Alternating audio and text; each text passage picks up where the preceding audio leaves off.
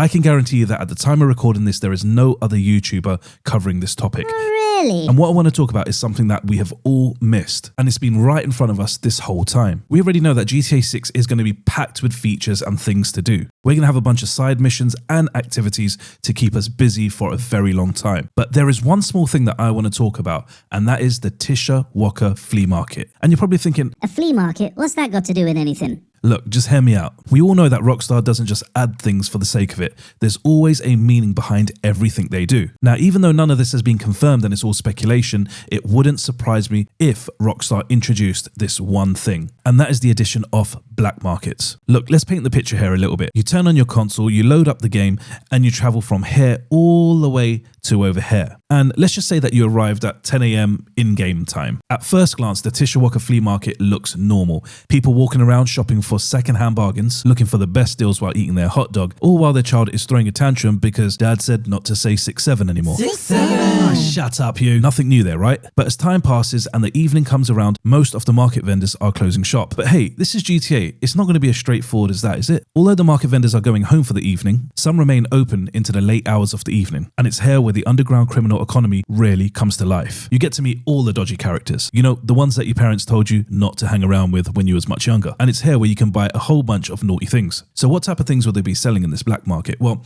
firstly, I want to talk about weapons. But Manny, we've already got weapons, we've got ammunition. Why do we need to buy more weapons at the flea market? Okay, I'll explain. In previous GTAs, you had to walk into ammunition and you had to select from a whole bunch of different weapons. You could also pick up some body armor and some other couple bits and bobs, some melee weapons too. Or you could do the more fun route and just steal someone's car, run over a police officer or some gang members and just steal their weapons. Either way worked well. But the black market would introduce a whole new dynamic to purchasing weapons. Imagine that you had a heist that you're preparing for and you needed some heavy artillery that just can't be found in ammunition. Well, that's where the black market comes in. Imagine having access to weapons that are heavily modded. I'm talking about customization that we've never seen before. And no, I'm not talking about those childish skins that we see in Call of Duty all the time. I'm talking about spring upgrades, trigger upgrades, slide upgrades, magazine upgrades, and all the other accessories needed to perform that perfect heist. Now, as you can imagine, this will probably come at a huge cost, and it definitely won't be accessible for us guys just starting out. So what's on offer for us brokies then? As well as selling highly modded weapons, we could potentially have access to older, cheaper firearms. But there might be a slight twist with this one, and that is that they may not be as reliable as we want them to be. The last thing that we want is to be in the middle of a robbery and our gun jams. That would suck. But maybe that problem could be dealt with. How? Maybe different variations of the same gun but at different price points. For example, you can buy an older and more used gun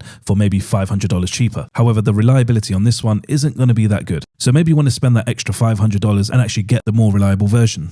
Decisions. This could make choosing the right weapons even more important during the heists. But Manny, I've got another question. Yes? Why can't we just go ammunition? Is it just special weapons that the black market's got? That's a good question. Well, could you imagine if all of the serial numbers were taken off the weapons? We already know that police are even more smarter in GTA 6. So why would we give them even more of a chance to catch us? No bullets being traced back, no footprints. Man, I think that would be crazy. The black market could also introduce timed events as well. Imagine an arms dealer flying all the way from Los Santos into Vice City, and he got that good. I'm talking about the weapons, I promise. This could open up a whole new thing, limited time access to some very exclusive weapons. And that could actually put pressure on us, the players, to make sure that we've got the funds to buy all these exclusive bits. Oh wow, I never thought of that. Now, we could actually take this idea further as well. What about maintenance or gunsmiths? I think it would be really cool if you got your weapon cleaned out and maintained just before going to a robbery. Maybe you can add a few temporary points to the reliability of the gun as well. Something small like that could really add value in GTA 6. Now, the big question is, are weapons the only thing the black market's got to offer? No.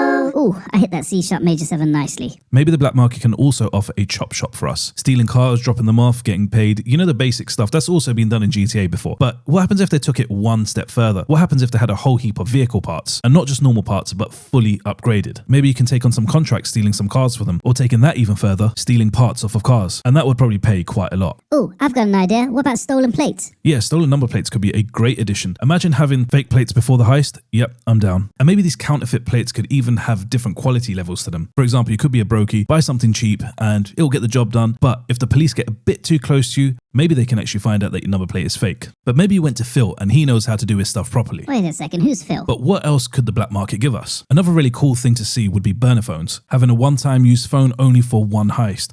Get rid of it as soon as the heist is done. No face, no mace, no case. Ooh, I like. Now, it doesn't just need to be burner phones as accessories. Maybe they can also add in lockpicking tools, signal jammers, counterfeit cash, forged documents, or fake identities that can help you gain access to restricted areas in certain missions. Now, I'm not saying that this should all come easily to us. Maybe we would have to build our relationships with certain vendors. And this sort of opens up the whole side mission area as well. Do missions for them, gain respect, buy shit off them. And the more the respect builds, the more exclusive stuff you get access to. Now, in previous GTA games, once you complete a robbery, that was usually the end of that. You know, you got your money, bought a few new weapons, maybe a new car, whatever, and just moved on to the next mission.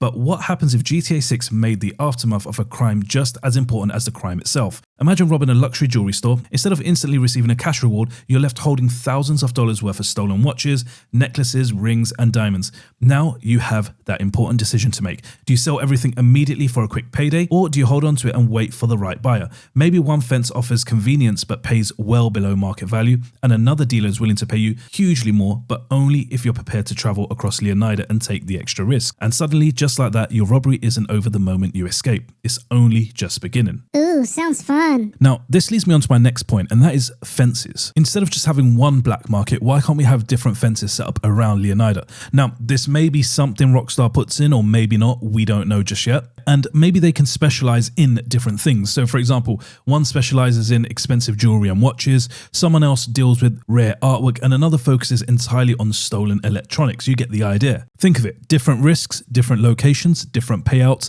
Instead of just driving to the exact same marker after every mission, you're constantly making decisions. Now, this can actually get even more dynamic if it's not all about the money. What about information? Information is often worth even more. Imagine paying an informant for details about an armored truck route, or maybe even buying a security schedule for a jewelry store. And the more contacts you build, the more opportunities become available. This just makes exploring the world feel even more genuinely rewarding. Now, everything that I've mentioned so far has all been about the single player world. What about multiplayer? Well, multiplayer always seems to have a lot of things packed in. Let's have a look at GTA 5, for example. Look how many more things were accessible in GTA 5 online compared to its story mode. After the story mode, it felt a little bit jarring. I didn't really know what else to do. There were a few things to do, but... Don't lie, you got bored. Hey, stay out of this one. Anyway, back to it. Online is where it really came alive. And I think that with the addition of these things, it will get even bigger and better. Now, just to be clear, look, Rockstar has not confirmed any of this. This is just purely speculation based on the incredible level of detail we've seen in GTA 6 and Rockstar's history of pushing open world games to the next level. But even if a handful of these ideas made it into the final game, I genuinely think that GTA 6 could become the most immersive crime simulator we've ever played. Because look, at the end of the day, Grand Theft Auto has never just been about stealing cars. It's about building a criminal empire, making smart decisions, taking those risks, planning jobs, and creating your own story inside of a living world. A true underground black market wouldn't just give us another place to buy weapons, it would make every robbery, every escape, and every dollar feel like it actually mattered. That's just my theory. Now, I want to hear yours. Let me know in the comments down below. Okay, bye. Subscribe. Okay, bye.